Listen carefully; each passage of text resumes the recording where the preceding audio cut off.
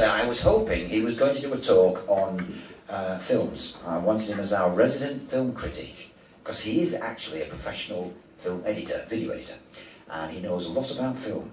In fact, he's working on my latest film, and there should be a premiere soon. So watch out for it. Art Will Set You Free, it's called. But anyway, without further ado, please give it up for the Mr. Wonderful Noel Curry!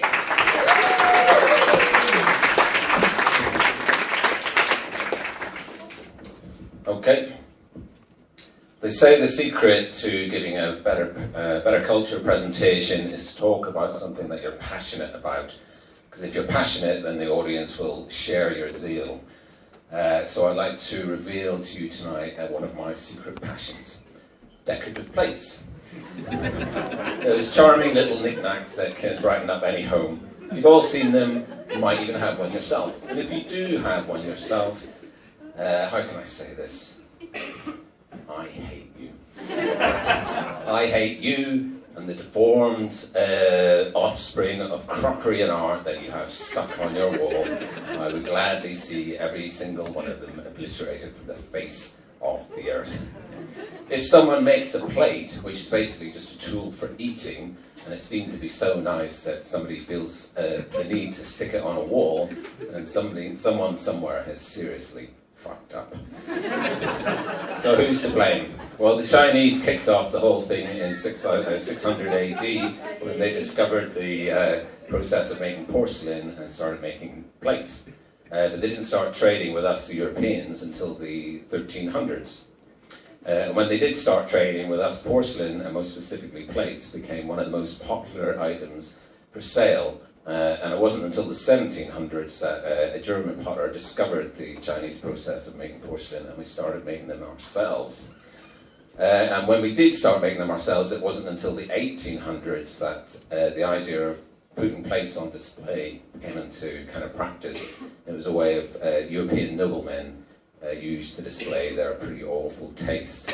And it started to become widespread with the public with the release of this plate in 1895. It's called Through the Frozen Window.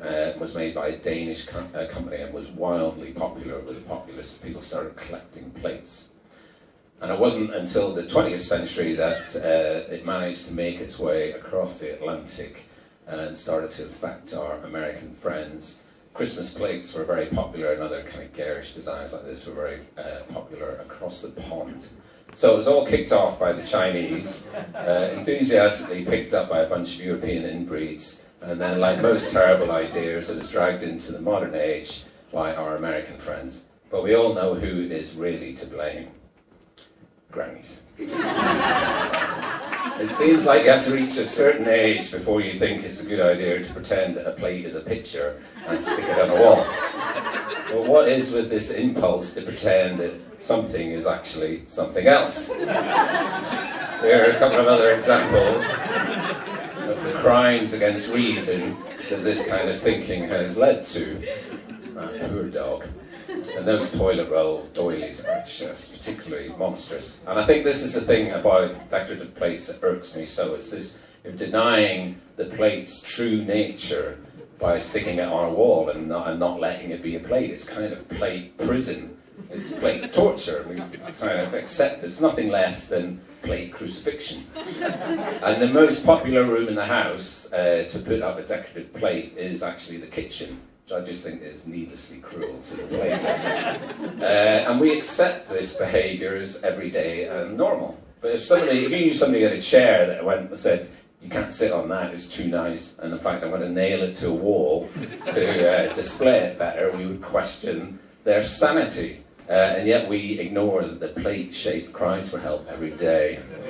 I think I would be a little bit more accepting of it if they had anything approaching actual art on the plates rather than a bunch of pictures that look like they've come in a box from the chocolate box factory marked a bit too twee for us. And if they're not busy being more sugary than a sugar-coated puppy, they're displaying the kind of disturbingly sinister feel of belonging to someone who's got a disturbingly large collection of tiny shoes.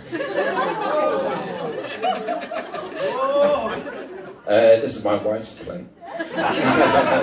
And it came with specific instructions not to get it wet. So even though I did want to use it as a plate, I can't.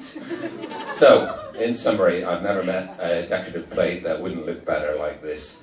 And what kind of action can we do to fight these monstrosities? As with most things, direct action is the most effective form of protest. So if you happen to be in a house with decorative plate, start eating chips off their telly.